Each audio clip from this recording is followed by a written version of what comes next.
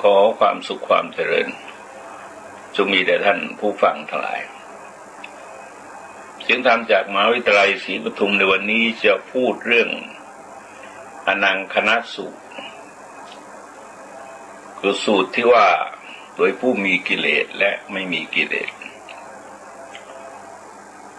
ตอนนั้นพระพุทธเจ้าประทับอยู่ที่ประเชตวันพระสารีบุตรได้เรียกภิกษุทั้งหลายมาชุมนุมกันแล้วท่านก็บอกว่าคนในโลกนี้มี4ประเภทที่เกี่ยวกับอนังคณกิเลสจะเรียกว่าผู้ไม่มีกิเลสหรือว่าผู้มีกิเลสกล่าวโดยสรุปก็คือพวกหนึ่งมีอังคณกิเลสอยู่ภายในแต่ไม่รู้ว่าตนมีอนังคณกิเลสอยู่ภายในสองพวกหนึ่งมีอนังคณกิเลสอยู่ภายในแล้วก็รู้ตามความเป็นจริงว่าตนมีกิเลสอยู่ภายในพวกที่สามนั้นคือไม่มีอนังคณกิเลสอยู่ภายในแต่ไม่รู้ว่าตนไม่มีอนังคณกิเลสอยู่ภายในพวกที่สี่คือไม่รู้ว่าตนมีอนังคณกิเลสอยู่ภายในตัวเองนั้นไม่มีอนังคณกิเลสอยู่ภายในแล้วก็รู้ว่าตนไม่มีอนังคณกิเลสอยู่ภายในคือธรรมเทศนาในแนวนี้มักจะปรากฏในจตุกนิบาตอังคุตรนิกายจะทรงแสดงไว้เยอะมากเช่นว่ามะม่วงมี4ชนิดชนิดหนึ่งข้างนอกก็ดิบข้างในก็ดิบชนิดที่สองข้างนอกดิบแต่ข้างในสุกชนิดที่สามข้างนอกสุกแต่ข้างในดิบชนิดที่สี่ข้างนอกก็สุกข้างในก็สุกหรือว่าแม่น้ำ4ประเภทแม่น้ำชนิดหนึ่งแคบด้วยแล้วก็ตื้นด้วยแม่น้ำชนิดที่สองแคบแต่ว่าลึกแม่น้ำชนิดที่สามกว้างแต่ตื้นแม่น้ำชนิดที่สี่ทั้งกว้างทั้งลึกหรือว่าพูดถึงตัวเงาในแม่น้ำตื้นเงาก็ตื้นน้ำตื้นเงาลึกน้ำลึกเงาตื้นน้ำลึกเงาลึกอะไรเนี่ยก็จะมีสีอยู่ด้วยเป็นประเด็นที่พระเถระยกขึ้นเพื่อส่วนหนึ่งก็คือให้ภิกษุได้ตรวจสอบดูตัวเองเพราะว่าการได้รับผลจากธรรมปฏิบัตินั้นเป็นเรื่องเฉพาะตัวคนคือเป็นเรื่องปัจจตังก็ตรวจสอบดูตัวเองว่าตัวเองอยู่ในประเภทไหนถ้าประเภทที่ยังมีกิเลสแต่ไม่รู้ก็พยายามตรวจสอบดูว่าตัวเองมีกิเลสหรือไม่ทีนี้ถ้าหากว่าไม่มีกิเลสแต่ไม่รู้ก็พยายามตรวจสอบดูหรือมีกิเลสแต่รู้ก็ต้องศึกษาเห็นโทษคำว่าอนังคณะแปลว่าบุคคลผู้ไม่มีกิเลสอังคณะนั้นแปลว่ามีกิเลสตามปกติกิเลสประเภทอังคณะนี่จะใช้ตัณหามานะทิฏฐิหรือว่าความอยากได้ความอยากใหญ่แล้วก็จิตใจที่คับแคบเป็นอาการทั่วๆไปทีนี้เมื่อพระเถระได้แสดงแล้วท่านก็อธิบายว่าในบุคคลทั้ง4ประเภทนั้นเนี่ยบุคคลใดมีอังคณกิเลสแต่ไม่รู้ตามความเป็นจริงว่าเรามีอังคณกิเลสในภายใน และบุคคลสองจำพวกที่มีอังคณกิเลสเหมือนกันนี้บุคคลนี้คือจำพวกที่หนึ่งบัณฑิตกล่าวว่าเป็นบุรุษเลวทรามในบุคคลที่สี่จำพวกนั้นบุคคลใดไม่มีอังคณกิเลสรู้ตามเป็นจริงว่าเรามีอังคณกิเลสภายในในบุคคลสองจำพวกนี้มีอังคณกิเลสก็เหมือนกันบุคคลจำพวกที่สองบัณฑิตกล่าวว่าเป็นบุคคลประเสริฐคือหมายความว่าพูดง่ายๆนะคนพาลที่รู้ตัวเองว่าเป็นคนพาลก็มีโอกาสที่จะเป็นบัณฑิตแต่คนพาลที่ไม่รู้ว่าตัวเองเป็นคนพาลเนี่ยเป็นคนพาลแท้ผลบัณฑิตที่รู้ว่าตัวเองเป็นบัณฑิตมันก็เป็นบัณฑิตแท้แต่ว่าเป็นบัณฑิตไม่รู้ว่าตัวเองเป็นบัณฑิตก็แน่นอนในเนื้อหาจริงๆท่านก็เป็นบัณฑิตแต่ก็ไม่รู้เห็นตามความเป็นจริงก็ไม่จัดว่าเป็นผู้ประเสริฐแท้แต่ประเสริฐนั่นแหละแต่เพียงแต่ว่าไม่ประเสริฐแท้ทีนี้เมื่อพระสารีบุตรกล่าวอย่างนี้พระมหาโมคคัลลานะซึ่งก็นั่งอยู่ด้วยก็ได้ตั้งคำถามว่าอะไรหนอเป็นเหตุเป็นปัจจัยที่ทำให้บุคคลสองจำพวกที่มีอังคณกิเลสเหมือนกันคนหนึ่งบัณฑิตกล่าวว่าเป็นบุรุษเลวทรามคนหนึ่งบัณฑิตกล่าวว่าเป็นบุรุษผู้ประเสริฐแล้วก็อะไรหนอ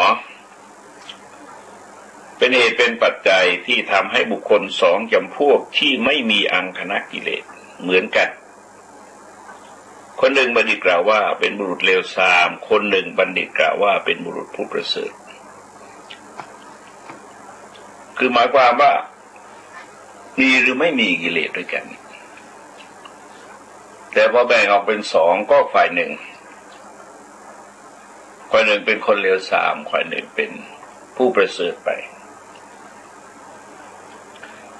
พระสารีบุตรก็กล่าวว่าบุคคลใดที่มีอังคณกิเลสแต่ไม่รู้ตามความเป็นจริงว่าเรามีอังคณกิเลสในภายในข้อที่บุคคลนั้นพึงหวังได้คือเขาจักไม่ยังความพอใจให้เกิดจักไม่พยายามจักไม่ประรบความเพียรเพื่อจะละอังคณกิเลสนั้นเสียเขาจักเป็นผู้มีราคะมีโทสะมีโมหะมีกิเลสมีจิตใจเศร้าหมองทำกาละเปรียบเหมือนถาดทองสำริดที่บุคคลนำมาแต่ร้านตลาดหรือแต่สกุลช่างก็ในขณะนั้นอย่างน้อยก็มีละอองมีสนิมจับอยู่แต่ว่าท่านไม่รู้ว่ามีละอองมีสนิมก็ไม่มีการชำระล้างขัดสีโอกาสที่จะเจอพิษภัยกับสนิมของถาดสำริดมันก็มีได้ท่านจึงบอกว่าเจ้าของไม่ใช้และไม่ขัดถูถาดทองสำริดนั้นสังเก็บไว้ในที่มีละอองเมื่อเป็นเช่นนั้นต่อมาถาดทองสำริดนั้นจะพึงเป็นของมัวหมองสนิมจับยิ่งขึ้นไม่ใช่หรือพระโมคคัลลานะก็เห็นด้วยท่านก็บอกว่าบุคคลนี้ก็ฉะนั้นเหมือนกันยังมีอังคณกิเลสอยู่แต่ไม่รู้ความเป็นจริงว่าเรายังมีอังคณกิเลสในภายในข้อที่บุคคลนั้นพึงหวังได้คือเขาจักไม่ทำความพอใจให้เกิดจักไม่พยายามจักไม่ประรบความเพียรเพื่อละกิเลสนั้นเสียเขาจักเป็นผู้มีราคะมีโทสะมีโมหะมีจิตเศร้าหมองทำกาละทีนี้เมื่อจิตเศร้าหมองทำกาละกติภพที่จะไปอุบัติมันก็เป็นกติเป็นภพที่เป็นอบายไม่ดีทีนี้ในประเด็นที่สองพระสารีบุตรอธิบายว่าบุคคลใดยังมีอังคณกิเลสอยู่ ก็รู้ตามความเป็นจริงว่าเรายังมีอังคณกิเลสในภายในก็เป็นเหตุให้ท่านพยายามปรารภความเพียรมีพยายามติดต่อกัดเกลากิเลสตัวเองให้เจือจางเบาบางลงไปแล้วในที่สุดมันก็เหมือนกระถาสำริดอย่างที่ว่ามาแล้วคือว่าเราได้มาจากร้านหรือจากอะไรก็ตามแหละมันก็ต้องมีฝุ่นมีละอองมีธุลีอยู่เรารู้เห็นตามความเป็นจริงเราก็ขัดให้ดีซะก่อนถึงจะใช้งานในสุดเราก็เป็นเจ้าของถาดสำริดที่สะอาดใช้งานได้จิตใจของบุคคลเราก็เหมือนกันประการที่สามท่านบอกว่าบุคคลใดไม่มีอังคณกิเลสแต่ไม่รู้ตามความเป็นจริงว่าเราไม่มีอังคณกิเลสในภายในก็การที่เขาจะมนสิการถึงสุภนิมิตคือจิตที่กำหนดว่ารูปสวยเสียงไพเราะกลิ่นหอมรสอร่อยสัมผัสน่าจะต้องมันก็จะเกิดขึ้นเพราะมนสิการเช่นนั้นราคะโลภะโทสะโมหะก็จะเกิดขึ้นครอบงำจิตใจของท่านก็จิตจะเศร้าหมองทำกาละก็เหมือนถาดสำริดดังที่กล่าวแล้วคือเขาไม่ได้ทำละขัดสีสิ่งขุ่นมัวเศร้าหมองให้ออกไป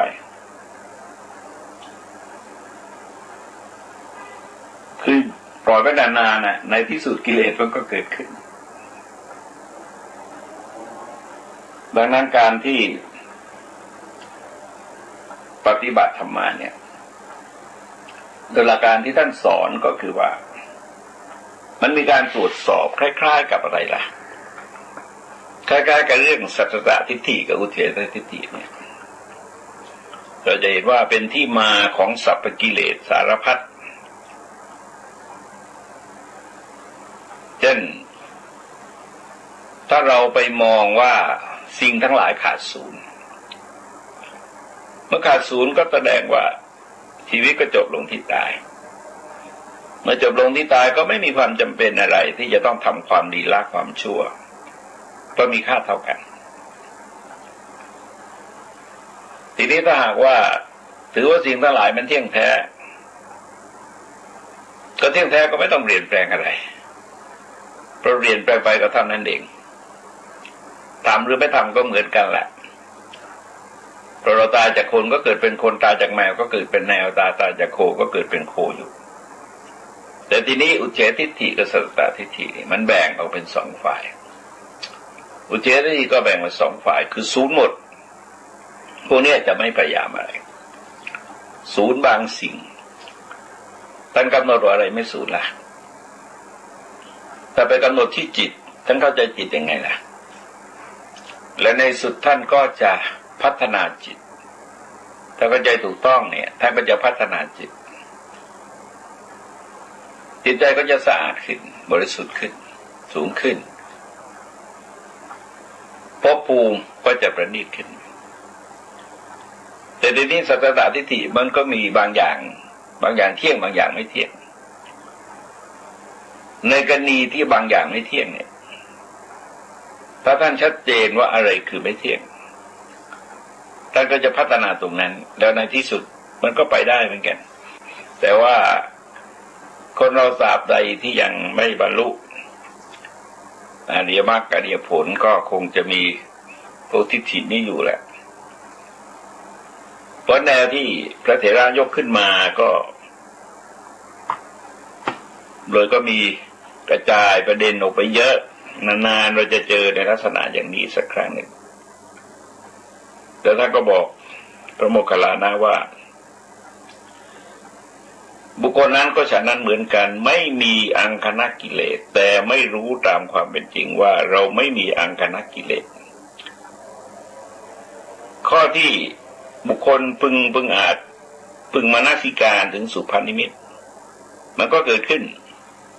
พอไปตรึกนึกมันกิเลสมันก็ฟูขึ้นได้เพราะว่า มันไม่ได้หมดจริงๆมันเป็นเรื่องความสงบแต่ถ้าหากว่าท่านไปอยู่ระดับที่เป็นพระยาบุคคลก็คงไม่เป็นอย่างนั้นทีนี้ในบุคคล4จำพวกนั้นบุคคลใดไม่มีอังคณกิเลสก็รู้ตามเป็นจริงว่าเราไม่มีอังคณกิเลสในภายในข้อที่บุคคลนั้นพึงหวังได้คือเขาจักมนสิการสุภนิมิต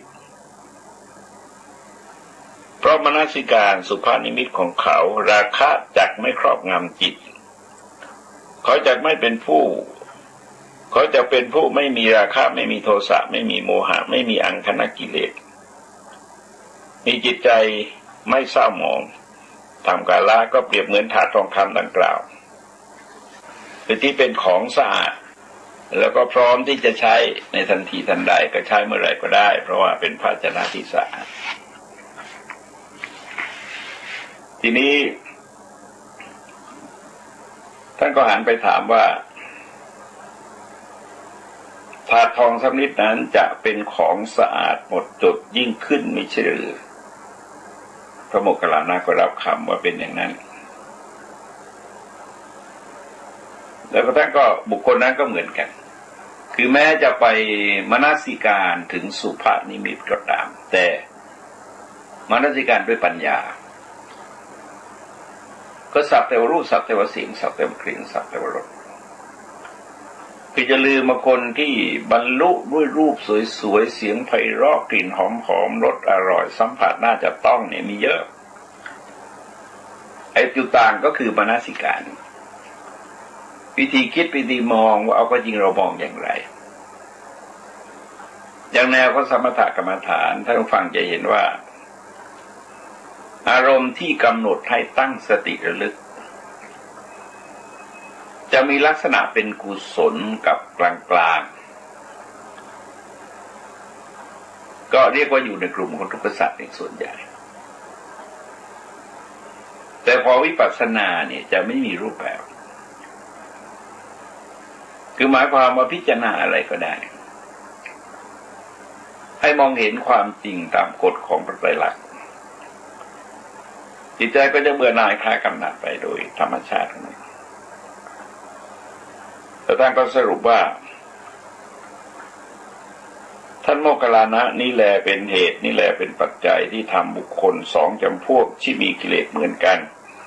คนหนึ่งบัณฑิตกล่าวว่าเป็นบุรุษเลวทรามคนหนึ่งบัณฑิตกล่าวว่าเป็นบุรุษผู้ประเสริฐแล้วก็นี่แหละเป็นเหตุเป็นปัจจัยที่ทำให้บุคคล2จำพวกที่ไม่มีอังคณกิเลสด้วยกันคนหนึ่งบัณฑิตกล่าวว่าเป็นบุรุษเลวทรามคนหนึ่งบัณฑิตกล่าวว่าเป็นบุรุษประเสริฐทีนี้ท่านก็ตั้งประเด็นปัญหาว่าคำกล่าวที่ว่าอังคณะเป็นชื่อของอะไรพระสารีบุตรก็บอกว่าเป็นชื่อของอิจฉาวจรที่เป็นบาปอกุศลคือหมายความว่าการสายไปของจิตในกระแสของอกุศลนะกิเลสตัวไหนกระตุ้นก็ไม่รู้เพราะว่าท่านแสดงไว้เยอะมากจะยกตัวอย่างว่าภิกษุบางรูปในธรรมวินัยนี้เกิดการปรารถนาอย่างนี้ว่าเราเป็นผู้ต้องอาบัติแต่ภิกษุทั้งหลายอย่ารู้ว่าเราต้องอาบัติเลยแต่เป็นไปได้ที่ภิกษุทั้งหลายพึงรู้ว่าภิกษุนั้นต้องอาบัติเธอก็จะโกรธไม่แช่มชื่นเพราะคิดว่าท่านผู้มีอายุทั้งหลายรู้ว่าเราต้องอาบัติความโกรธและความไม่แช่มชื่นทั้งสองนี้ชื่อว่าอังคณกิเลสหมายความว่าทำผิดแล้วไม่ต้องการให้คนอื่นรู้ว่าผิดพอมีคนรู้ก็จะโกรธคนที่รู้แนวฆ่าปิดปากฆ่าตัดตอนฆ่าอะไรต่างๆเนี่ยเราจะเห็นว่ามันก็มีลักษณะอย่างเงี้ยคือหมายความว่าคนทำผิดแล้วไม่อยากจะให้คนอื่นรู้ว่าตัวเองทำผิดเลยใช้วิธีฆ่าปิดปากประการต่อไปภิกษุในธรรมวินัยนี้เป็นผู้ต้องอาบัติเกิดความปรารถนาอย่างนี้ว่าเราเป็นผู้ต้องอาบัติภิกษุทั้งหลาย พึงโจทย์เราในที่ลับไม่พึงโจทย์เราในท่ามกลางสงฆ์แต่เป็นไปได้ที่ภิกษุทั้งหลายพึงโกรธภิกษุนั้นในท่ามกลางสงฆ์คือไม่โกรธไม่โจทย์ในที่ลับคือแนวการโจทย์อาบัติแก่ภิกษุเนี่ยวินัยกำหนดให้ทำในท่ามกลางสงฆ์คือประชุมสงฆ์เขาเรียกว่าในที่พร้อมหน้าสงฆ์ในที่พร้อมหน้าวัตถุในที่พร้อมหน้าบุคคลในที่พร้อมหน้าตัววินัยคือพระธรรมวินัยมีองค์ประกอบพร้อมแล้วเมื่อจะโจทย์นะก็ขอโทษท่านก่อนขอโอกาสท่านจะให้โอกาสไหมถ้าไม่ให้ก็แล้วไปก็ไม่ได้ว่าอะไรก็เป็นการช่วยกันที่จะให้ท่านออกจากอาบัติท่านนั่นเองมันเป็นเรื่องของท่านน่ะเป็นท่านต้องอาบัติท่านก็บาปเพราะอาบัติของท่านเองการโจทย์จึงเกิดขึ้นด้วยความเมตตากรุณาหวังความเจริญงอกงามในธรรมวินัยแก่ภิกษุเหล่านั้นแต่เขาไม่ต้องการก็เป็นเรื่องของเขาก็ปล่อยไปตามกรรมแต่ในที่สุดมันก็จะไปถึงจุดตรงนั้นแหละวันก่อนมีโยมเข้าใจว่าเป็นคนแก่แล้ว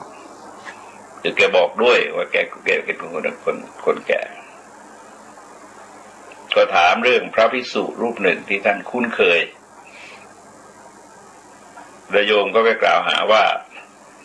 ท่านไปสัมพันธ์กับผู้หญิงถามว่าจะโจทย์ดีไหมบอกเป็นเรื่องของโยมคิดเอาเองก็แล้วกันในสำหรับพระท่านนั้นเองที่เขาห้ามปกปิดอาบัติชั่วยามของภิกษุอื่นแต่ว่าชาวบ้านเขาไม่ได้ห้ามเนี่ยเพราะฉะนั้นถ้าเห็นว่าโจทย์ไปแล้วมันจะมีปัญหาก็ไม่ต้องโจทย์ก็ปล่อยท่านไปตามกรรมท่านแต่ถ้าโจทย์เราก็ไม่ได้ไปโจทย์ในท่ามกลางสงฆ์หรอกคุยกับผู้ใหญ่ของท่านหรือว่าไปคุยกับตัวท่านเองหรืออาจจะเขียนจดหมายตักเตือนอะไรเนี่ยปัจจุบันเราก็มีสื่ออะไรที่จะช่วยเยอะก็แล้วแต่คิดเอาก็แล้วกันก็ในที่สุดรู้สึกจะปล่อยไปตามกรรมเพราะว่าบางทีในการมองปัญหาอะไรมันง่ายเกินไปและโดยเฉพาะอย่างยิ่งคือข่าวคราวเกี่ยวกับพระกสีกาเนี่ยนะมันเป็นเรื่องอ่อนไหวสุดๆเลยพระเองก็ต้องระมัดระวังมากญาติโยมเองก็ต้องระมัดระวังมากเพราะว่าถ้าถูกโจทย์แล้วเนี่ยเขาเชื่อคนโจทย์มากกว่าเชื่อพระซึ่งถือว่าเป็นความคิดที่แปลกโดยไม่มองฐานของที่มาของผู้โจทย์และผู้ถูกโจทย์ว่าผู้โจทย์มีศีลสักข้อหนึ่งหรือเปล่าเอาศีลห้านี่มีหรือเปล่าแต่ผู้ถูกโจทย์เนี่ยเขารักษาศีลตั้งเยอะเดี๋ยวเขาก็บวชกันมานานๆมันไม่ใช่เรื่องที่เป็นไปได้ง่ายที่ว่าจะไปยุ่งเกี่ยวกับสตรีเพศเพราะว่าอย่างน้อยเราก็อยู่ในเพศของสมณะเนี่ยแต่กิจกรรมต่างๆมันดึงกายดึงจิตออกจากอำนาจของกิเลสก็ขัดเกลากิเลสไปเรื่อยๆทำได้มากหรือทำได้น้อยก็ไม่รู้แหละก็แล้วแต่ท่านแต่ว่าโอกาสที่โจทย์แล้วผิดเนี่ยอย่างสมัยจอมพลสฤษดิ์ที่โจทย์พระเยอะเลยจับพระศึกไปเยอะแล้วผลสุดท้ายศาลตัดสินยกฟ้องหมดเลยตอนนั้นพระเหล่านั้นก็กลับไปบวชไม่ได้ก็ที่มีกลับไปนุ่งจีวรใหม่ก็มีเฉพาะหลวงพ่อวัดมหาธาตุซึ่งต่อมาก็ได้เป็นสมเด็จพระพุทธาจารย์เป็นผู้ปฏิบัติหน้าที่สมเด็จพระสังฆราชอยู่ระยะหนึ่งเพราะเรื่องเหล่านี้อย่าตัดสินอะไรง่ายเกินไปโดยเฉพาะเกี่ยวกับการเพศสัมพันธ์เนี่ยเราต้องมองในแง่ความจริงว่าสามีภรรยาก็อยู่กันมีลูกมีเต้า เป็นโหลก็ยังไม่เคยเห็นใครเขามีเพศสัมพันธ์ใครไม่มีใครเห็นเขามีเพศสัมพันธ์กันแต่ถ้าหากว่าเป็นพระไปทำเช่นนั้นแล้วคนเห็นนี่แหมมันนึกไม่ออกเหมือนกันนะนี่ก็เป็นข้อคิดแถมเข้ามาเพื่อจะให้ได้หลักในการคิดการมองว่าโดยธรรมเนียมการโจทย์แล้วเนี่ยคือพระก็ต้องโจทย์เองไม่ใช่ชาวบ้านมาโจทย์ไม่ใช่ชาวบ้านมาโจทย์พระแล้วก็เราจะต้องปฏิบัติตามนั้นพระวินัยจะกำหนดเอาไว้ว่าพระรับสารภาพอย่างไรก็ให้ปรับอย่างนั้นแต่ถ้าว่าคนที่โจทย์เป็นพระยาบุคคลก็มีน้ำหนักนะฮะมีน้ำหนักคือท่านไม่โจทย์ผีพรามโจทย์หรอกพระเมตตาโจทย์เพราะงั้นก็ต้องฟังท่านทีนี้เป็นไปได้ที่ภิกษุบางรูปในธรรมวินัยนี้พึงเกิดความปรารถนาอย่างนี้ว่าเราเป็นผู้ต้องอาบัติหนอภิกษุผู้เท่าเทียมกันพึงโจทย์ภิกษุผู้ไม่เท่าเทียมกันไม่พึงโจทย์แต่ก็เป็นไปได้ที่ภิกษุซึ่งไม่เท่าเทียมกันในโจทย์เพราะจิตใจก็นั่นก็โกรธว่าไม่ให้เกียรติกัน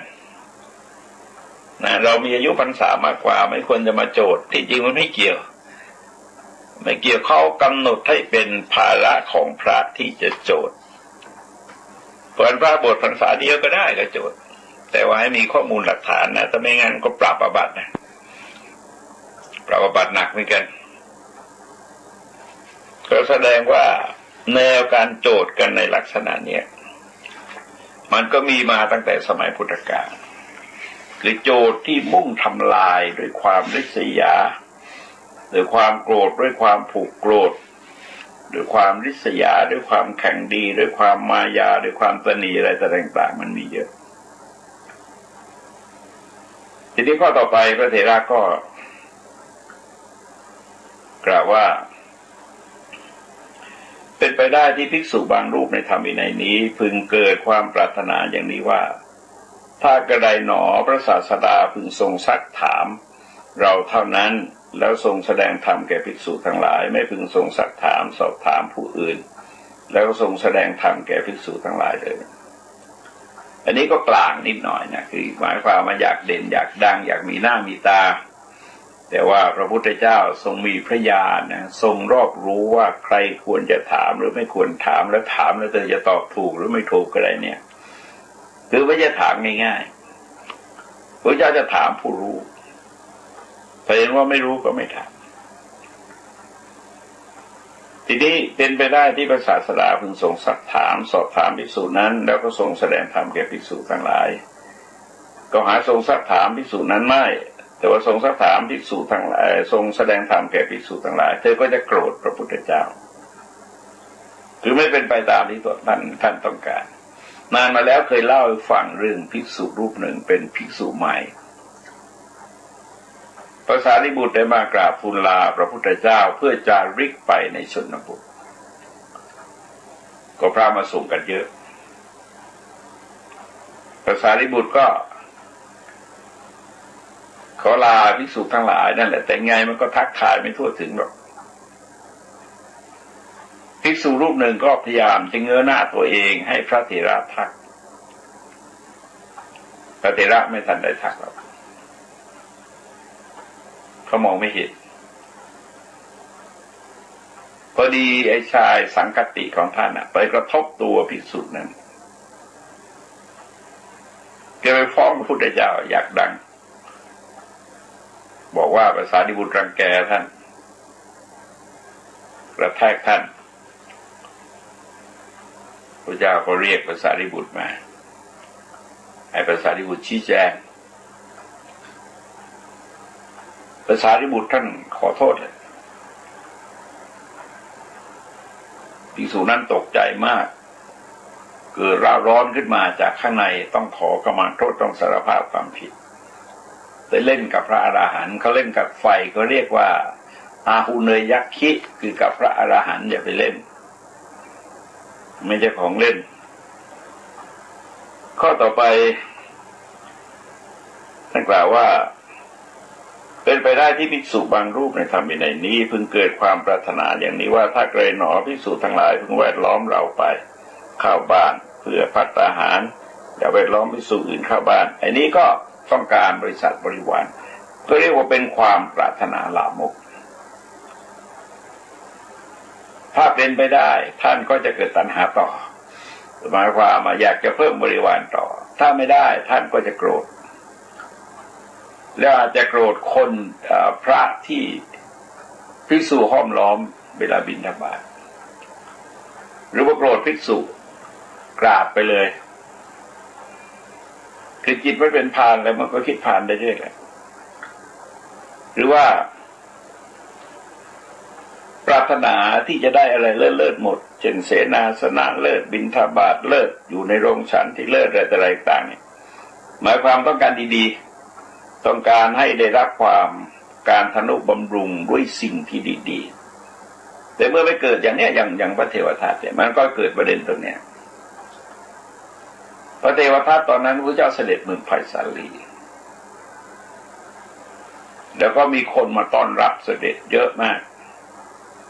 เดี๋ยวคนก็ทักทายสอบถามพระเถระรูปนั้นมาไหมรูปนี้มาไหมอะไรแต่อะไรก็จอแจจงจิกจอแจไปหมดเลยไม่มีใครถามพระเทวทัตเลยรุ่งเช้าขึ้นมาท่านเหล่านั้นก็บิณฑบาตมีคน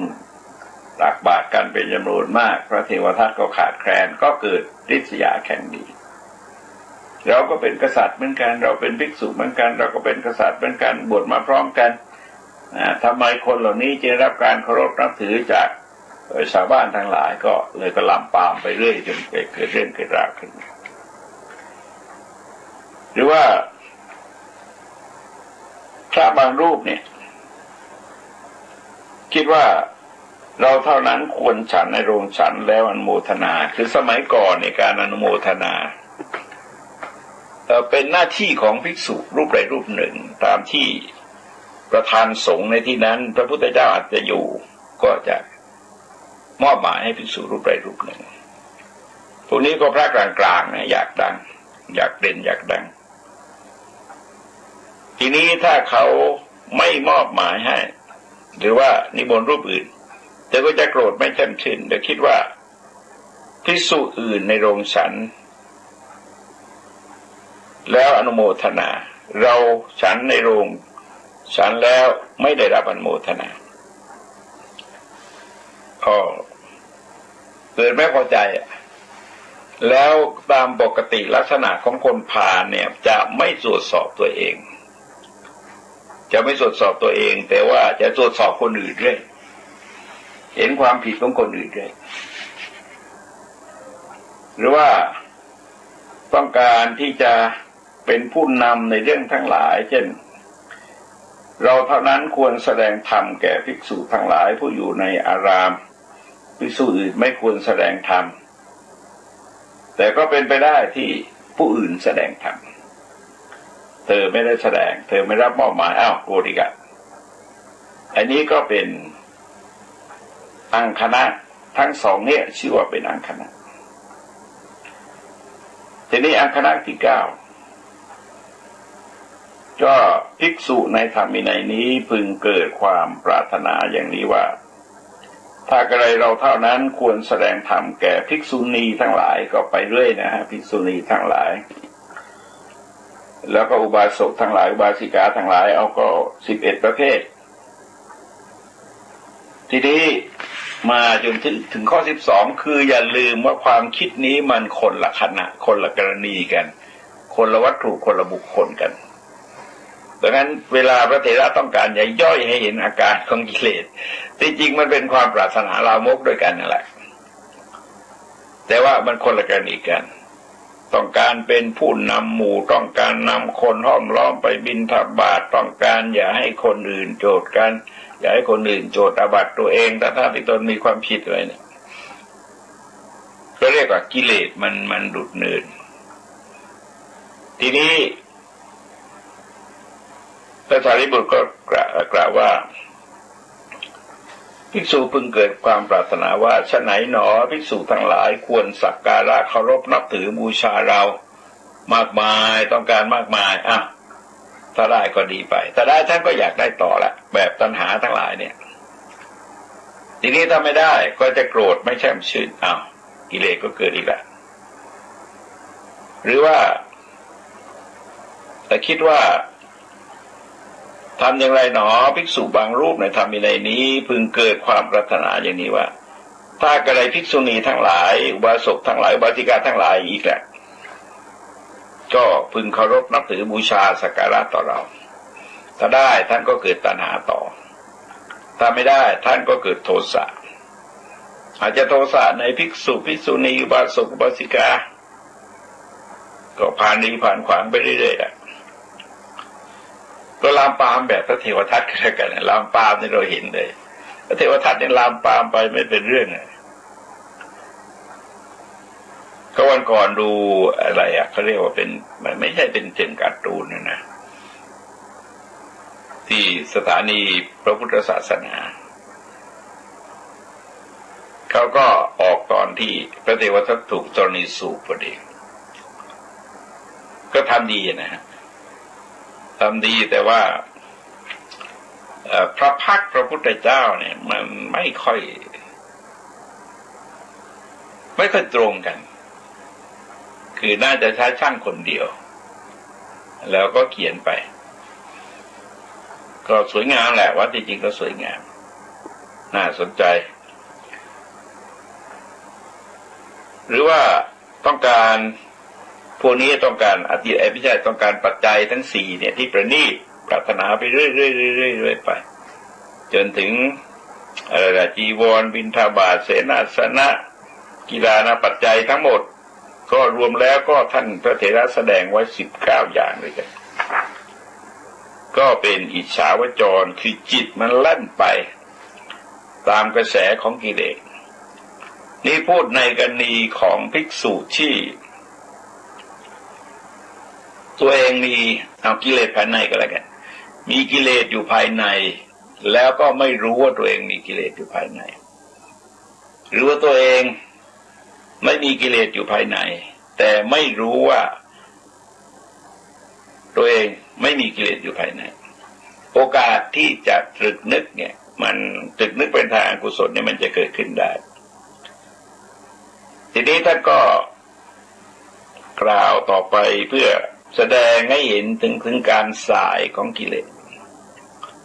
การสายของกิเลสเป็นแนวอะไรแนวของโปโนโพวิกานะหมายความว่าได้อย่างนี้ได้อย่างนี้ได้อย่างนี้ได้อย่างนี้ได้อย่างนี้ก็ได้ไปเรื่อยๆแล้วได้ไปแล้วก็ไม่รู้ไปทำอะไรความอยากเหล่านี้ที่ยังนึกว่าโลกเราต่อไปจะลำบากเพราะว่าความโลภเนี่ยมันจะทำลายล้างผลาญทรัพยากรไปเรื่อยๆมีความรุนแรงไปเรื่อยๆทีนี้เมื่อต่างฝ่ายต่างก็อยากได้มันก็ยื้อแย่งทรัพยากรกันพอยื้อแย่งทรัพยากรมันก็ไปยึดครองดินแดนกันก็กลายเป็นศึกสงครามก็เตรียมอาวุธยุทโธปัจจัยรบกันอีกก็ถ้าอยู่ไปได้สัก10 ปีคงจะเห็นอะไรแรงๆขึ้นมา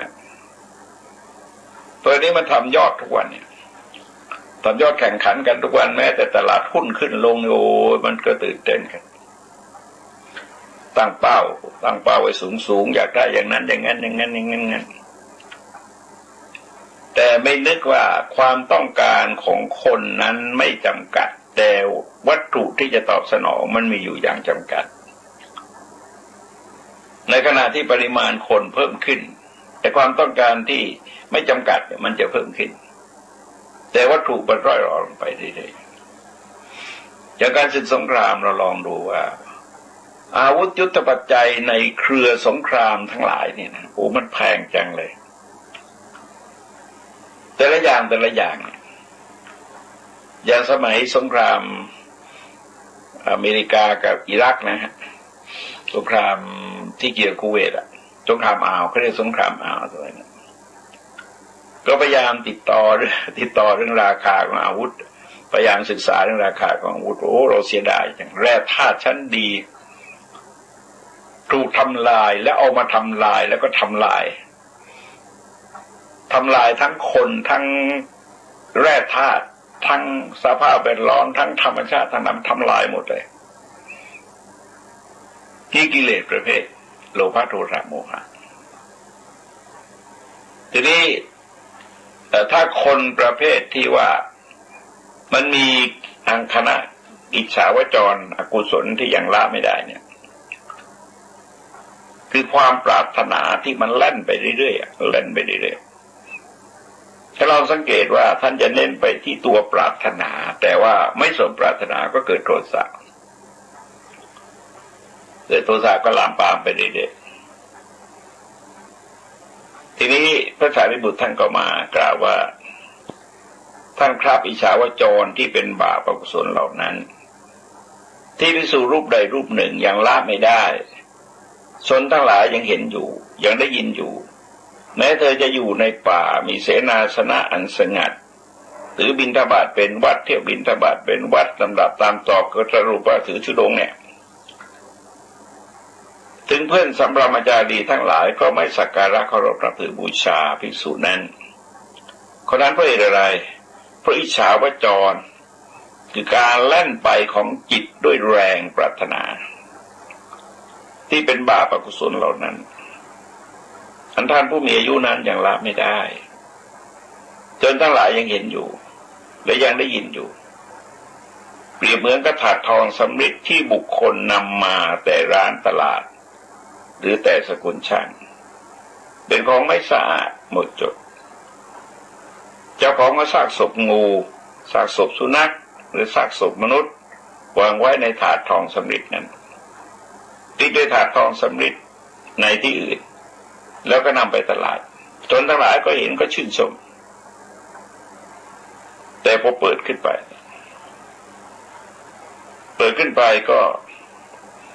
ก็จะเห็นไอ้ซากศพเหล่านั้นก็จะเกิดความไม่พอใจเกิดความเกลียดชังแม้คนที่หิวก็ไม่ปรารถนาจะบริโภคไม่ต้องกล่าวถึงคนที่บริโภคอิ่มแล้วอิจฉาวจรที่เป็นบาปอกุศลเหล่านี้ก็ฉันนั้นภิกษุรูปใดรูปหนึ่งยังละไม่ได้อันชนทั้งหลายยังเห็นอยู่ยังได้ยินอยู่แม้เธอจะอยู่ในป่าประพฤติปฏิบัติเคร่งครัดภาคภูมิมีมากก็น่าศรัทธาเลื่อมใสอะไรก็ตามแต่ว่าอย่าลืมว่าถ้ากิเลสมันยังมีอยู่ในภายในเนี่ยเราวางใจตัวเองไม่ได้หรอกพวกนี้แต่ละข้อที่พระเถระยกมานั้นใหญ่ๆทั้งนั้นเลยตัวเริ่มทั้งนั้นเพราะการที่จะหลบหลีกเพื่อจะบรรเทาความรุนแรงของอิจฉาวจรคือการสายไปเล่นไปวิ่งไปของความปรารถนาเหล่านี้ก็เรียกว่าความปรารถนาลามกนะสำนวนบาลีนี่ท่านเรียกว่าความปรารถนาลามกแต่ทำไมพระเถระจึงเน้นในเรื่องเหล่านี้มากเพราะว่าเป็นธรรมเทศนาที่เกี่ยวกับภิกษุโดยเฉพาะแต่อย่าลืมว่าชาวบ้านเองก็มีโลภมีโกรธมีหลงมีราคะมีโทสะมีโมหะปัญหาที่เกิดขึ้นในโลกเวลานี้มันก็คืออิจฉาวจรการเล่นไปของจิตด้วยแรงปรารถนาแล้วก็ไม่สามารถที่จะบรรยังได้หยุดอยู่ที่ใดที่หนึ่งได้เมื่อก่อนฟังข่าวหน่อยหนึ่งที่ขอนแก่นมีโจร2 คนนะฮะคนหนึ่งยิงปืนกราดเข้ามาในร้านทองคนหนึ่งไปโจรก็ไปกวาดทองว่าตั้งเท่าไหร่4 ถาดราคาเป็นล้านอ่ะแล้วก็ขับรถหนีแล้วก็ไปเปลี่ยนรถตำรวจเขาก็เฉียบขาดเหมือนกันขึ้นฮอเลยตามไปเลยแต่อำเภอกระนวนเนี่ยนะอำเภอกระนวนก็ถนนก็ไม่กว้างแล้วก็ประมาณสัก 3-4 ชั่วโมงนะฮะตำรวจก็จับได้แล้วก็พอดีไปชนคนตายด้วยเลยก็ ถูกทั้งปล้นทรัพย์แล้วก็ทำคนตายด้วยความประมาทก็คงติดคุกกันนานนะฮะ3 คนเป็นผู้ชาย2 คนผู้หญิง1 คนผู้หญิงเป็นคนขับรถแต่เนี้ยปรารถนาลามกมากเกินไปเจ้าฟังทั้งหลายเสียงธรรมจากมหาวิทยาลัยศรีปทุมในวันนี้ขอยุติไว้ด้วยเวลาเพียงเท่านี้ที่สุดนี้ขอความเจริญงอกงามไพบูลย์ในธรรมจงมีแด่ท่านผู้ฟังทั้งหลายโดยทั่วกันสวัสดี